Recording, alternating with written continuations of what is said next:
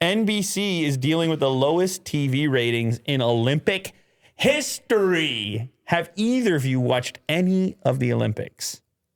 I watched highlights of snowboarding. That's pretty much it.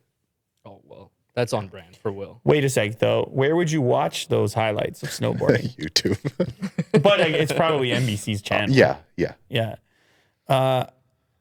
I don't know why it's not fitting into my life either. I don't know. Am I super busy? I used to watch the Olympics. Mm-hmm. Is it the internet? Is it social media? Like, what is... I think I'm personally just really busy. Otherwise, I probably would throw it on. You will watch everything? Is there a specific sport? In the olden days, when like young me, I think I would get home from school and throw the Olympics on. Because it's got a kind of a nice thing to have on in the background. Right. The commentary, the variety of sports, things like this. I kind of miss it now. And now I'm selling it to myself. I'm like, why aren't I watching the Olympics? Yeah. You know, maybe I'll put it on there after. But in recent years, yeah, I'd say probably my viewership has been going down. Citizen Free Press reports NBC is facing a cataclysmic loss of audience for the 2022 Winter Olympics as viewership tanked for Friday's opening ceremony, averaging just 16 million. The new record low is significantly worse than the previous record low, which was for the 1988 Calgary opening ceremony at 20.1 million. It's an entire 43% below the 2018 games in South Korea at 28.3 million viewers. It's not just the opening ceremony that is falling in the ratings department. Thursday's ratings disaster that saw just 7.7 million people tune in, dramatically below the same night audiences of 2018 and 2014 from Russia.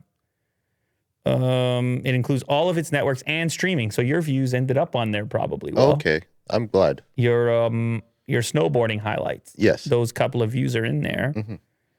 Reports are being leaked out of China that there is severe anti-COVID measures have made life inside its closed loop a high-stress and near joyless experience for the athletes and a massive challenge for NBC.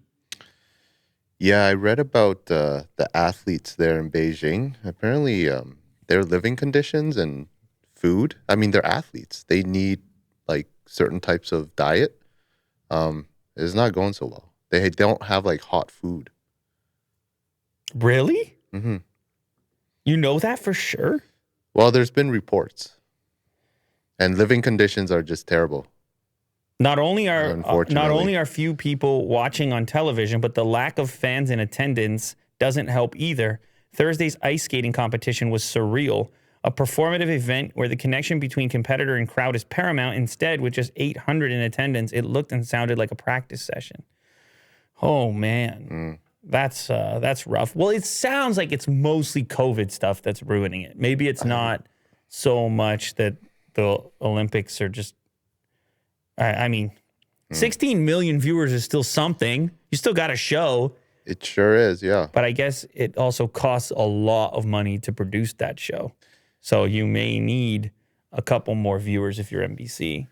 And it will probably hurt in the future, with different countries, with like the ceremony and holding the Olympics. There might be a lower budget. Low budget Olympics? Yikes. Yeah. We'll see what happens.